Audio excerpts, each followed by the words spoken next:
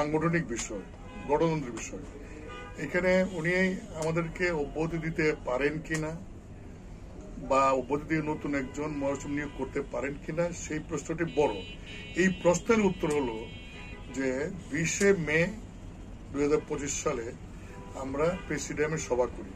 সেই প্রেসিডিয়ামের সভায় সিদ্ধান্ত হয় যে আমরা 28শে জুন কাউন্সিল করব এবং আমাদের গঠনতন্ত্র অনুযায়ী কাউন্সিলের তারিখ, সময়, স্থান এগুলি সিদ্ধান্ত নেয় প্রেসিডিয়াম।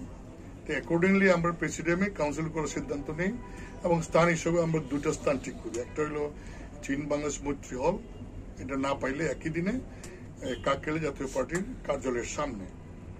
আরেকটা হলো যে এটা একটা আরপিও সহ স্বাভাবিক নিয়ম যে যখন কাউন্সিল ডাকা হবে সেই কাউন্সিলে আমরা একজন কাউন্সিলর, কাউন্সিল ডাকার পরে কোনো কাউন্সিলরকে চেয়ারম্যানে বহিষ্কার করার, অব্যাহতি দেওয়ার, প্রাথমিক সদস্য পদ বাতিল করার কোনো সুযোগ নাই। কারণ আপনি জানেন ইভেন পার্লামেন্ট ইলেকশন যদি হয়, স্থানীয় সরকার নির্বাচন যদি হয়, নির্বাচন শিডিউল ডিক্লেয়ার করার পরে নির্বাচনের কর্মকাণ্ডের সঙ্গে যারা জড়িত সরকারও তাদেরকে বদলি, ট্রান্সফার বা সাসপেন্ড এগুলি করতে পারেন না। ঠিক একইভাবে কোন দলের রেজিস্টার্ড যে দল, সেই দলগুলি কিন্তু আরপিও ফলো করে। সেই আরপিও ফলো করলে কাউন্সিল ডাকার পর চেয়ারম্যানের সেখানে আর কাউকে অব্যাহতি দেওয়ার সুযোগ নাই। এখন তিনি অব্যাহতি না, তিনি এই আসলে সমস্যা হচ্ছে কি, সমস্যাটা হইল যে ওনার সাথে কোনো বিরোধ এবিএম রুহুল আমিন হাওলাদার বা আমি অথবা ব্যারিস্টার আনিস সাহেবের বা আমরা 7 জন যে আমাদের প্রেসিডেন্ট মেম্বার যাদের তিনি তথাকথিত অব্যাহতি দিয়েছেন বলেন, তাদের কারো কিন্তু কোনো বিরোধ নাই, কোনো বিরোধ নাই।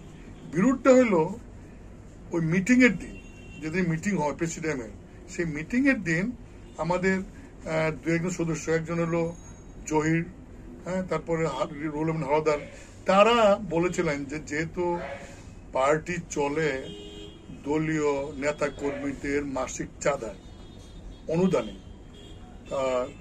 মাননীয় চেয়ারম্যান 2024 সালে নির্বাচনের সময় যে ফর্ম বিক্রি করা হয়েছিল, প্রায় 2 থেকে 3 কোটি টাকার যে ফর্ম বিক্রি করা হয়েছিল, সেই টাকাগুলি আপনি ব্যাংকে রাখেন না।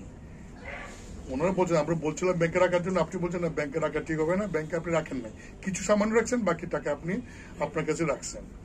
তারপরে গত 1-1.5 বছরে যে চাঁদার টাকা প্রতি মাসে দেয়, সেই চাঁদাটা কত টাকা উঠছে। এবং 2 জন মহিলা এমপি নেওয়া হইলো, তারাও মহিলা এমপি হওয়ার জন্য দলকে একটা বড় অঙ্কের অনুদান দেয়, সেইটাও ব্যাংকে রাখেন নাই। এই টাকাগুলি কত টাকা এটার হিসাব দেয়, এইটা হইলো ওনার জন্য খুব অসহনীয়। উনি এই হিসাব চাওয়ার কারণে উনি খুব সিরিয়াস হয়ে যান, রেগে যান। তারপরে আমাদের ওই হাওলাদার সাহেব একটা কথা বলছিলেন যে আমাদের এই দল প্রতিষ্ঠা লগ্ন থেকে অনেক নেতা আছে, বিভিন্ন কারণে তারা দল থেকে চলে গেছে বা অব্যাহতি দেওয়া হয়েছে, বিভিন্ন জায়গায় আছে এবং তারা খুবই এই সমাজে, দেশের খুব গ্রহণযোগ্য ব্যক্তি। তাদেরকে সবাইকে যদি এনে আমরা দলটাকে আবার ঐক্যবদ্ধ করতে পারি, তাহলে আমরা তো এখন এই পার্টিটাকে চাঙ্গা করতে পারি, মানুষের কাছে যায়, তাহলে তো আমরা এখন এই দলটাকে নিয়ে অনেক অনেক কিছু করতে পারি, ভালো একটা সম্ভাবনা আছে। এইটা বলার কারণে উনি খুব ক্ষিপ্ত হন, কারণ উনি চান না এই দলে কোনো বড় নেতা, হাওলাদারের মতো নেতা, ব্যারিস্টার আনিসের মতো নেতা বা আরো যারা আছে অনেক সিনিয়র নেতা আমরা আনতে চাই, আনোয়ার হোসেন মঞ্জু, শেখ শহীদ, আব্দুল সত্তার সাহেব, তাদেরকে আনলে উনি অসহায় বোধ করেন। কারণ উনি যে নেতা, তার আত্মবিশ্বাসটা নাই। উনি মনে করেন এই সমস্ত নেতা আসলে বোধ উনি ওনার ইচ্ছা মতো উনি যা ইচ্ছা তা করতে পারবেন না, এইটা ওনার একটা মাইন্ডসেট, উনি এটাও কিন্তু গ্রহণ করেন নাই।